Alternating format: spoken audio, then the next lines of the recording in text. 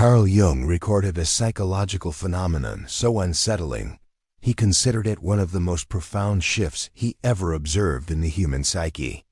In numerous cases, he saw patients, particularly empaths, who appeared mild and fractured until a switch flipped within them. These are whom I term the awakened ones. People who exemplified.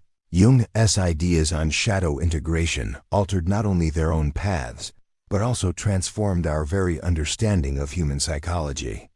Jung dedicated decades to researching what resembled the tenets of shadow work within empathetic people. What he unearthed continues to terrify psychologists today. The most compassionate souls are not fragile. Their strength is a blade in waiting. The case notes from Jung's Zurich practice showed a consistent, troubling theme. Patient after patient presented with identical injuries, empaths who were methodically broken down by the very people professing to love them. They arrived with contusions they tried to justify, a depression they took the blame for, and a pervasive habit of apologizing for their own existence. Jung chronicled what he witnessed in dozens of such cases. These people had dedicated their lives to absorbing the pain of everyone around them, the fury of alcoholic parents, the infidelity of spouses, the dysfunction of family. They were, as I call them, the emotional shock absorbers of their social circles. These individuals were a living testament to Jung's observations on how sensitive souls often become the vessels for collective psychological suffering. But this is the detail that chilled Jung to the bone. These empaths weren't merely surviving abuse. They were cataloging it. When Jung requested they detail their relationships, he anticipated the disjointed narratives of broken spirits. What he found altered everything he believed about empaths. These patients were not shattered by the mistreatment. They were analyzing it. Jung saw that empaths kept meticulous mental ledgers on every person who had wronged them. They knew their tormentors' triggers, vulnerabilities, and deepest anxieties. They had charted emotional topographies with surgical accuracy. They had never deployed this information, not even once, until an event drove them beyond their threshold. Jung noted that the empath's mind functions not like a victim's journal, but like what I would call a strategist's command center, awaiting the signal for engagement. If you have ever sensed that others misjudge your level of perception, write this in the comments. I see everything. Jung understood he was not counseling victims. He was facing what I describe as covert psychological masterminds. Individuals whose talents mirrored Jung's theories on the heightened psychological faculties some people possess. The genius of these empaths was not in invention. It was in emotional excavation. They could unearth a person's core wounds simply by observing their micro-expressions. Jung decided to test their skills. He introduced them to colleagues without providing any background information. In moments, the patients could pinpoint childhood traumas, relationship dynamics, and professional self-doubts. Their precision was consistently over 95%. And this is what made Jung's pen tremble as he took notes. These empaths were not clairvoyant. They were merely attentive on a scale most humans fail to achieve. What some label intuition, they understood as data analysis. Jung began to grasp a revolutionary concept about empaths. They don't simply feel more intensely. They process emotional data with greater speed and precision than anyone else. Their neurology is optimized for recognizing patterns in human conduct. Yet, society had conditioned these people to see this ability as a liability. Whenever they dared to articulate what they perceived, the deceit, the manipulation, the ulterior motives, they were dismissed as too sensitive or overly dramatic. They learned to mute their own voices, to question their own senses, and to apologize for observing what others missed. But truth does not vanish simply because it is unspoken. It builds. And for these patients, it had been building for a lifetime. Jung noticed that empaths don't break down from feeling too intensely. They break down from being told their feelings are invalid. He saw these patients were not experiencing nervous collapses. They were experiencing awakenings. Jung pinpointed a recurring sequence in his empath cases. Their change was never incremental. It occurred in a single powerful burst that mirrored Jung's understanding of shadow integration under immense pressure. The catalyst was invariably betrayal. Not a minor slight, but a betrayal from someone the empath had placed their full trust in and defended. In one case after another, Jung recorded the same story. The empath would uncover infidelity, financial deceit, or profound emotional manipulation by their most trusted person. The devastating part was not the betrayal itself. It was the dawning awareness that they had noticed the warning signs for years and had chosen to ignore them. These patients reacted as empaths do. They remained silent. They internalized the agony. They held themselves responsible. They strove even harder to be the ideal partner, child, or friend. And then, the pivotal moment arrived. What I call the clarity event, when the empath's pattern recognition finally overpowered their impulse to believe in people as better nature, reflecting Jung's ideas on psychological enlightenment. Most would anticipate the empath to weep, to lash out, to disintegrate. Their abusers anticipated this as well. They were braced for an emotional storm. Instead, something occurred that horrified everyone present. The empaths grew eerily serene. Jung recorded this as the instant someone finally merges their analytical mind with their emotional insight. Jung witnessed in case after case what I can only describe as the most chilling psychological metamorphosis imaginable. These empaths did not lash out. They did not erupt in anger. They simply started to speak the truth. They laid bare everything they had noticed, documented, and quietly borne. Not with malice, but with clinical precision. Like a surgeon naming each corrupted organ before its removal. It was not vengeance. It was clarification. These empaths were finally deploying their gift of total perception, not to rationalize behavior, but to reveal it. Jung's findings resonated with the ancient axiom that no fury compares to that of someone who has at last learned to trust their own senses. Jung saw that this trend across his cases was not about retribution. It was what he defined as shadow integration, the point at which a person ceases to reject the parts of themselves they were conditioned to conceal. The empath's shadow was not malevolent. It was their stifled intellect, their muted intuition, their disowned power. Upon finally integrating these facets, they transformed into what Jung termed the psychologically whole individual. This is what made these cases so unsettling for Jung. The change was irreversible. These patients never regressed to their people-pleasing habits. They never apologized for their new boundaries. They never again doubted their own perceptions. They had become what Jung dreaded most, empaths who were immune to manipulation. The shift was not merely psychological. Jung noted how their entire existence was remade within months. They exited abusive situations with tactical precision. They severed ties with toxic relatives without any emotional spectacle. They reconstructed their lives according to their own principles. Jung saw them develop what he termed selective empathy, still profoundly compassionate, but strategically discerning about where they directed that compassion. The most unsettling aspect for Jung was the effect these transformed empaths had on others. Individuals who once dismissed them now grew uneasy in their presence. They couldn't articulate why.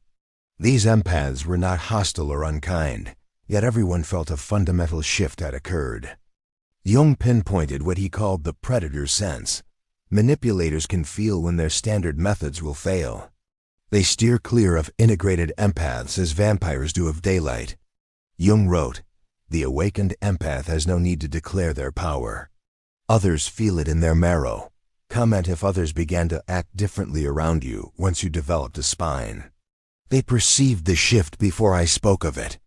Jung's deep interest in these empathic cases was more than academic. He was unsettled because he saw a reflection of his own psychological journey in their transformation. Jung himself was what today we would label a highly sensitive individual. He knew the empath's path from personal experience. He understood the anguish of seeing what others refused to see, of feeling what others would not feel. These cases made him face a disquieting question. What unfolds when empaths cease to be society as emotional sponges and begin to apply their gifts tactically. Jung followed these transformed patients' post-integration lives for years. His findings were the source of many sleepless nights. These individuals had become exceptionally successful. Their enterprises flourished as they could discern clients' true needs before they were stated. Their new relationships were stable because they could spot emotional predators in minutes. Their judgment was impeccable because they had complete faith in their intuitive faculties. Jung grasped something that made his skin crawl.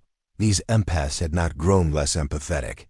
They had become perfectly empathetic, which by extension meant they were perfectly strategic. They could influence others just as easily as they themselves had once been influenced. They perceived human psychology on a plane that rendered them nearly invincible in social dynamics. But this is what truly horrified Jung. These transformed empaths elected not to wield this power for destructive ends. They possessed the ability to ruin every person who had ever harmed them. Instead, they simply excised toxic individuals from their lives and proceeded forward. Jung understood he had seen the emergence of what he named the integrated empath, a person possessing both the sensitivity to feel everything and the wisdom to decide what was worthy of their energy. Jung's private journals express his awe. "I have witnessed something both magnificent and terrifying. These people have become what every manipulator dreads most, someone who sees through them entirely, yet no longer requires anything from them. If you have arrived at the stage where you can perceive people clearly, but are free of the need for their validation, right? I see you, but I don't need you." These empathic transformations were not contained. Jung documented how their evolution reverberated through every system they were connected to. Family structures crumbled, not from their destruction, but because they ceased to enable the dysfunction. Alcoholic relatives were made to confront their own addictions without the empath as a scapegoat. Depressed family members had to seek validation elsewhere. Manipulative siblings could no longer treat these transformed empaths as psychological sparring partners. Here is how Jung knew just how potent awakened empaths are. Their transformation compelled everyone in their orbit to either grow or show their true colors. The healthy individuals in their lives were inspired and strengthened by their example. The toxic ones revealed themselves in frantic efforts to drag the empaths back into the old dynamics. Jung witnessed something that reflects what I call the empath's mirror effect. These transformed individuals no longer needed to challenge people's dysfunction directly. Their very being reflected others' issues back at them with startling clarity. Manipulators could not bear to be near them. They felt exposed, transparent, and unable to play their usual psychological chess. In contrast, genuine people felt truly safe with these empaths for the first time. Jung's work demonstrated that awakened empaths function as living lie detectors, not by passing judgment, but simply by their presence. The most startling discovery arose when Jung introduced these transformed patients to his other clients. Within moments, they could diagnose core psychological wounds and the precise therapy required. Jung realized these empaths' diagnostic abilities exceeded his own decades of professional experience. This presented an ethical quandary that troubled him for the rest of his life. If empaths could achieve this degree of psychological acuity, what were the implications for the field of psychology? He began to quietly observe other empaths in his care, creating what I term the integration observation protocol, a model for tracking how this transformation unfolds organically. Jung's integration observation model was not therapy in the conventional sense. It was the psychological charting of how empaths organically attain what I call warrior consciousness following profound betrayal. Jung noted consistent phases across his subjects. The initial phase was recognition. Empaths learned to acknowledge their repressed shadow qualities, not only their anger, but their intellect, their power, and their right to have boundaries. These people ceased to pathologize their own insights and began to rely on their emotional intelligence. As the advanced data processing tool it is, the second phase was more demanding: integration. Jung observed as empaths fused their light and shadow qualities into what he genuinely called the whole self. They evolved into individuals who could be profoundly gentle with the deserving and mercilessly direct with those who were not. The third phase, application, was what Jung deemed most compelling. Integrated empaths learned to apply their emotional intelligence strategically, not merely for defense. They became what I refer to as psychological architects, people capable of reading, influencing, and navigating social systems with uncanny precision. Jung saw that these transformed empaths could not be victimized again because they could sense manipulation from a distance and neutralize it before it ever landed. These people did not just recover. They developed an immunity to psychological harm while preserving their ability for authentic love and bonding. Jung's private writings show his astonishment. I have witnessed the development of compassion united with wisdom. These individuals are now among the most psychologically formidable people I have ever known. The final stage of the process was what Jung saw as the organic return to service. Integrated empaths did not become detached or callous. They became discerningly generous with their abilities. They applied their skills to guide other empaths through their own transformations, fostering what Jung recorded as a community of psychologically fortified individuals.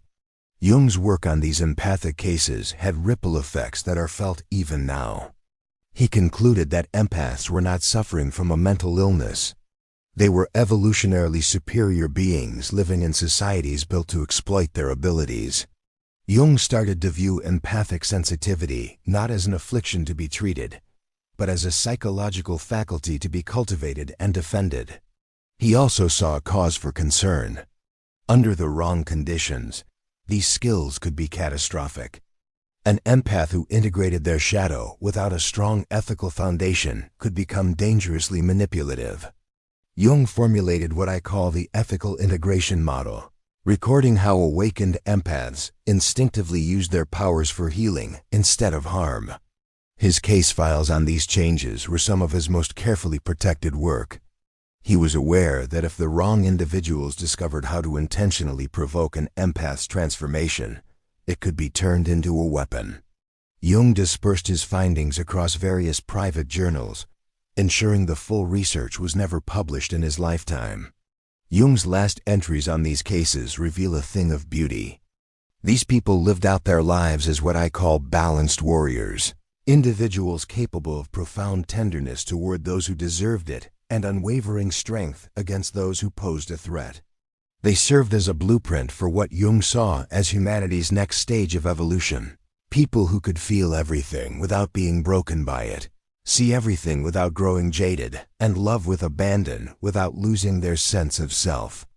Jung's final remark on these transformed empaths, penned late in his career, they demonstrated that the empath's path is not from sensitivity to insensibility, but from unconscious assimilation to conscious volition. They did not become less empathetic. They became perfectly empathetic. Jung left a final piece of wisdom for future psychologists. Never misjudge someone who has learned to completely trust their own perceptions. The awakened empath is psychology's most powerful evolutionary form. Comment if you have learned to trust your intuition without question. I no longer second-guess what I see and feel. Jung's observations on awakened empaths have proven true in ways he could not have foreseen. Modern science corroborates what his cases showed. Empaths who complete shadow integration become psychologically indestructible. They can no longer be gaslit because their faith in their own perception is absolute. They cannot be manipulated because they recognize emotional tactics before they even begin. They cannot be broken because they have already hit rock bottom and come back stronger. This is what makes Jung's case studies perpetually relevant. Every empath will come to their moment of transformation, the betrayal so deep it compels them to choose between being a victim and being sovereign. The question is not if the empath will snap, but if they will integrate their shadow with awareness, like Jung's subjects, or let it consume them in a destructive spiral. Jung's work showed that the majority of empaths, when pushed to their limit, choose integration. They do not become cruel. They become precise. They do not lose their capacity to love. They gain a backbone.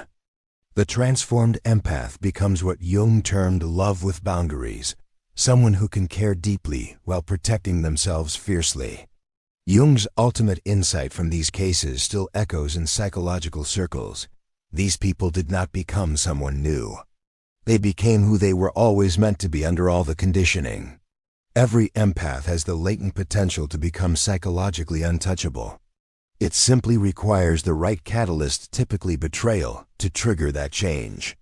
Jung wrote, "The empath's greatest misfortune isn't their sensitivity. It's how long they delay in honoring it." Recall where we began. Jung's record of a psychological shift so profound he called it the most terrifying transformation in human nature. These were not random occurrences.